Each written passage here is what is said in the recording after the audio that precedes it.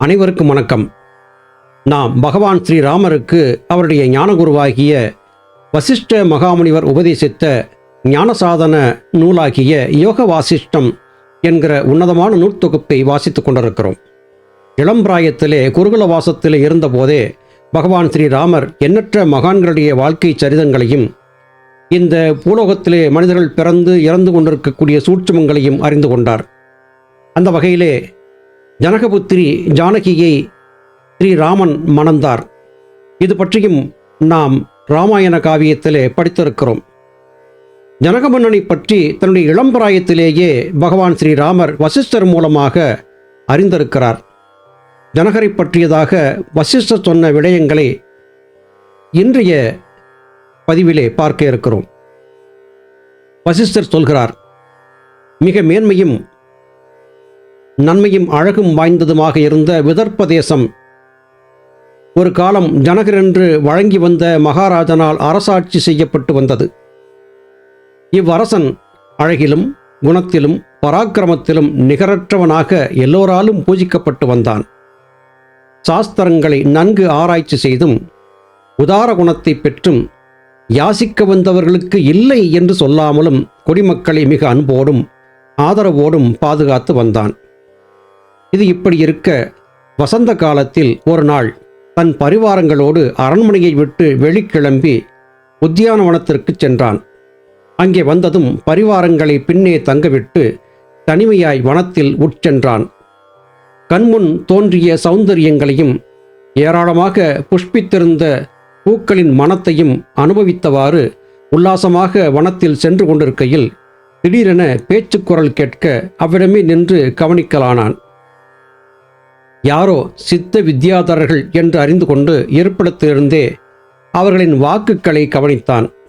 பேசினவர்கள் பலர் ஒவ்வொருவரும் ஒரு சித்தாந்தத்தை வெளியிட்டார்கள்.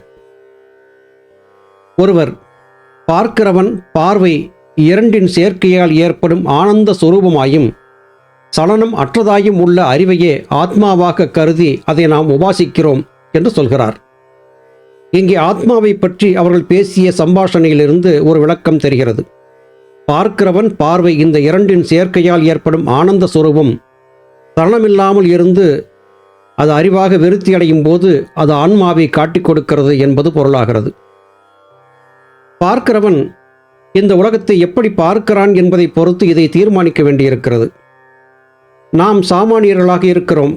நாம் இந்த உலகத்தை எப்படி பார்க்கிறோம்? நவக்கோள்கள், பூமி, நெருப்பு, காற்று, கங்கை, ஆண், பெண், விலங்குகள், மிருகங்கள், பறவைகள், நீர்வாழ்வன என்று பற்பல விதமாக பார்க்கிறோம். ஆனால் நேரடியாக பார்க்கும்போது இப்படி பார்க்கக்கூடிய காட்சிகள் தான் தென்படுகின்றன. ஆனால் ஞானிகளுடைய பார்வை வேறு விதமானது. இத்தனை உயிர்களும் எவ்வாறு இயங்குகின்றன, இவற்றின் இயக்கு சக்தி எது என்று ஆராய்ந்து பார்க்கும்போது எல்லா உலகில் கொண்டு இயங்கிக் கொண்டிருக்கக்கூடிய உயிர்களும் ஆன்மா என்கிற ஒன்றை அடிப்படையாக கொண்டு இயங்குகின்றன. அந்த ஆன்மாவின் வடிவம் எந்த உயிராக இருந்தாலும் ஒரே அளவிலே இருக்கிறது என்பதை புரிந்து கொண்டார்கள். அறிவு என்பது விசாலமாக ஆகும்போது ஆன்மாவை பற்றி புரிந்து கொள்ள முடிகிறது என்கிற சம்பாஷணை அங்கே ஜனக மன்னரின் காதிலே விழுகிறது. மற்றொருவர் சொல்லக்கூடிய கருத்து, பார்க்கிறவன் பொருளில் பார்வை என்று வழங்கும் லயத்தை அடையும் முன் இருக்கும் ஸ்திதியையே ஆத்மாவாக கருதி அதை நாம் உபாசிக்கிறோம். ஆம், ஒருவன் ஒன்றை பார்க்கிறான். மற்றவர்கள் வழிபட்டு கொண்டிருக்கக்கூடிய ஒரு தெய்வ வடிவத்தை பார்க்கிறான். அந்த தெய்வ வடிவம்தான் கடவுள் என்று கருதுகிறான். இது சரியில் வருகிறது. அது உண்மை என்றும் நினைக்கிறான். அந்த உண்மையை அப்படியே பற்றி பிடித்தபடியாக பயணிக்கிறான். அதை நான் உபாசனம் செய்யக்கூடியவனாக மாறிவிடுகிறான். அதாவது வழிபடக்கூடியவனாக மாறுகிறான்.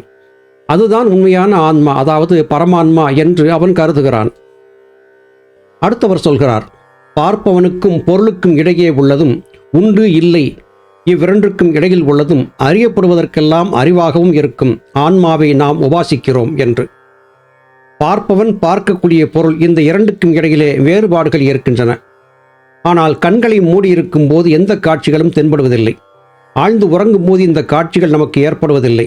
எனவே பார்ப்பவனுடைய பார்வையை பொறுத்தும் அவனுடைய எண்ண ஓட்டத்தை பொறுத்துமே அந்த காட்சிகள் அமைகின்றன. திரையரங்கங்களிலே சென்று சலனப்படங்களை பார்க்கிறோம். திரையிலே காணக்கூடிய காட்சி, கதாபாத்திரங்கள் அழுகின்றன, சிரிக்கின்றன, துடிக்கின்றன, கோபப்படுகின்றன, எத்தனையோ காரியங்களை செய்கின்றன. காட்சிகள் முடிந்தான பிறகு திரை வெண்மையாக மாறிவிடுகிறது. இது சலனம்தான். இதுபோலவே நம்முடைய வாழ்க்கையிலும் நாம் பார்ப்பதையெல்லாம் உண்மை என்று கருதி வரும் வரையிலும் உண்மையான ஆத்மஸ்வரூபம் வெளிப்படாது என்பது இங்கே கருத்தாக வெளிப்படுகிறது. மற்ற ஒன்றை சொல்லுகிறார்கள். எது ஒன்று எல்லாவற்றையும் வியாபித்திருக்கின்றதோ, எல்லாமுமே எதனால் நிலை நிற்கின்றனவோ, எதன் பொருட்டு எல்லாமும் இருக்கின்றனவோ அதையே ஆத்மாவாக நாம் உபாசிக்கிறோம். இது பரிணாம வளர்ச்சியை சொல்கிறது. ஒரு யோக சாதகன் தனக்குள்ளே ஆராய்ந்து பார்க்கிறான். ஆன்மா என்றால் என்ன, அது எப்படி இருக்கும் என்று ஆய்வு செய்து பார்க்கிறான். இங்கே இந்த பிரபஞ்சத்திலே எல்லாம் எதனால் நிலை பெற்றிருக்கின்றன, எதை கொண்டு எல்லாம் இயங்குகின்றன, எல்லாவற்றுக்கும் ஆதார சுருதியாக இருப்பது எது, அந்த ஒன்றுதான் ஆன்மா என்கிற நிலையை ஒரு யோகி பெறுகிறான்.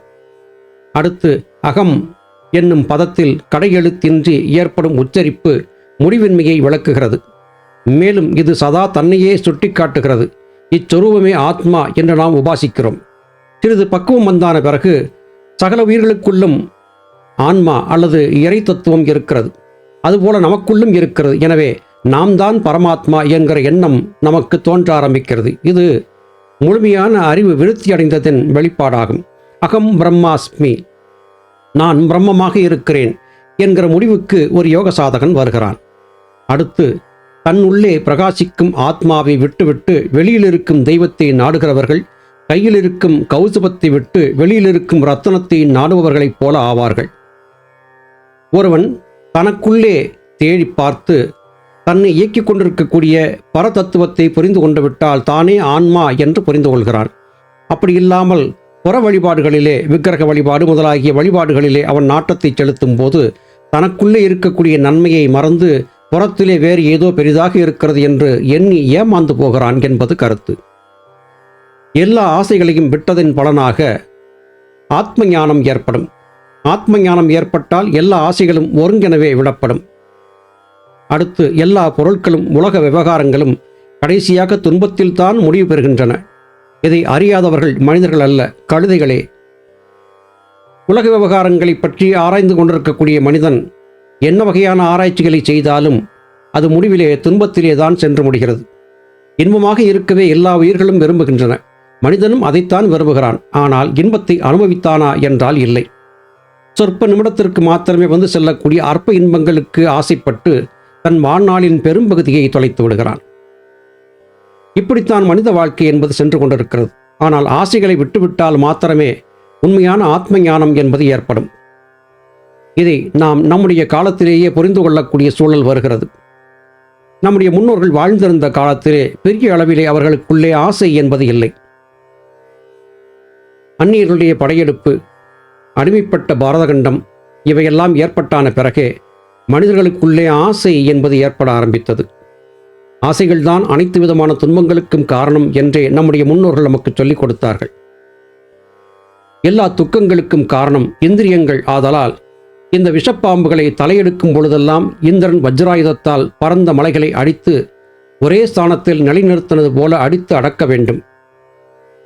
மனது உபசமத்தை அடைந்து தன் சுயநிலையில் இருந்து கொண்டு சாந்தத்தையும் சமநோக்கத்தையும் அடைந்து நிற்கும் ஸ்திதியே உன்னதமான பதவி என்று சொல்லப்படும். இப்படிப்பட்ட வார்த்தைகளை அங்கிருந்தவர்கள் பேசிக்கொண்டிருந்தார்கள். எப்போதெல்லாம் நம்முடைய புலன்கள் நம்மை ஆசையிலே தள்ளி உலக காரியங்களில் ஈடுபட வைக்கின்றனவோ அப்போதெல்லாம் அந்த இந்திரியங்களுக்கு ஒரு சம்மட்டு அடியை கொடுத்து, நீ அப்படி செல்லாதே, புறத்திலே பார்க்கக்கூடிய இந்த உலகம் மாயை, இந்த மாயையை உண்மை என்று கருதி ஏமாந்து போய்விடாதே என்று எடுத்துச் சொல்லியபடியாகவே இருக்க வேண்டும். இதன் பொருள் யாதென்றால், அற்ப இந்திரிய சுகத்திற்கு ஆசைப்பட்டு காரியம் செய்யக்கூடியவன் தன்னை இழக்கிறான். தன்னை இழப்பதன் மூலமாக தனக்கு அரிதிலும் அரிதாக கிடைத்த இந்த மானுட உடலையும் நாசம் செய்கிறான்.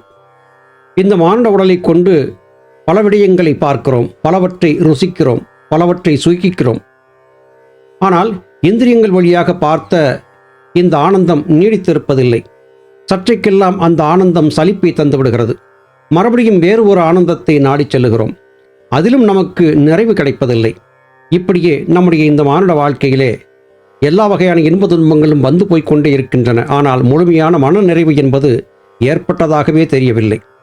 ஆனால் சுத்த ஞானத்தை கருதி செல்லக்கூடிய யோக சாதகன் புலன்கள் வழியாக பார்க்கக்கூடிய இந்த உலகத்தை துச்சமென மதித்து தூக்கி எறியும் போது உண்மை ஆனந்தம் அவனுக்குள்ளே வெளிப்படுகிறது.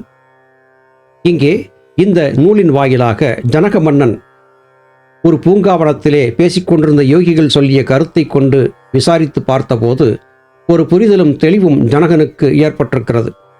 புலன்கள் வழியாக பார்க்கக்கூடிய இந்த உலக இன்பம் பொய் என்று கருத வேண்டும். ஏனென்றால் ஜனக மன்னன் அந்த பூங்காவிலே நுழைந்த போது அங்கிருந்த மலர்களிலே இருந்து வந்த சுகந்த மனத்தை நுகர்ந்தான், ஆனந்தமாக இருப்பதாக உணர்ந்தான். ஆனால் இவை புலன்களுக்கு ஏற்பட்ட ஆனந்தமே அல்லாது ஆன்மாவுக்கு ஏற்பட்ட ஆனந்தம் அல்ல என்பதை ஜனகன் அப்போது புரிந்து கொண்டான். இந்த விளக்கத்தை தான் ஜனக மன்னன் அங்கே கேட்டான். இந்த மகா வாக்கியங்களை ஜனகன் கேட்டதும் உத்தியானவனத்தில் போகும் உத்தேசத்தை நிறுத்தி, ஏனென்றால் வித்யாதரர்கள் மனிதரை கண்ட க்ஷணம் அவ்விடத்தை விட்டு அகன்று விடுவார்கள் என்ற பயத்தால், பிறகு தன் பரிவாரங்கள் இருக்கும் இடம் திரும்பி இவர்களுடன் அரண்மனை போய் சேர்ந்தான். மறுதினம் வீட்டை விட்டு தனிமையாகவே வெளிக்கிளம்பி அருகிலிருந்த ஒரு பர்வதத்தின் சிகரத்தை அடைந்து அங்கே வெகுநேரம் ஆலோசனையில் அமர்ந்தான். வித்யாதரர்கள் சொன்ன வாக்கியங்கள் ஒவ்வொன்றையும் ஞாபகப்படுத்தி கொண்டு அவைகளின் கருத்தையும் தான் இதுவரை நடத்தி வந்த வாழ்நாளையும் ஆராய்ந்து பார்த்தான். இவ்வாழ்நாட்களும் தான் அடைந்த போகங்கள், ஐஸ்வர்யம் எல்லாம் மிகவும் அல்பமாக தோன்றின. இந்த பிரம்மாண்டமான பிரபஞ்சத்தில் தன்னுடைய தேகம் ஒரு தருணமாத்திரம். ஆயுள் காலத்தை கவனித்தால் அதுவும் அப்படியே. இந்த சொல்ப காலமும் பால்ய பருவத்தாலும் முதுமையினாலும் வெகுவாய் குறைந்து விடுகிறது. மீதியான காலத்தில் இன்ப துன்பங்களால் பீடிக்கப்பட்டு அடைந்த சம்பத்து, ஐஸ்வர்யங்கள் எல்லாம் பிற்காலத்தில் கனவு போல் காணப்படுகின்றன. எதுவும் நீடித்த சுகத்தை கொடுக்க தகுந்ததல்ல. இந்திரன், பிரம்மா, விஷ்ணு, சிவன் எல்லோரும் கூட காலனுக்கு இரையாகிறார்கள்.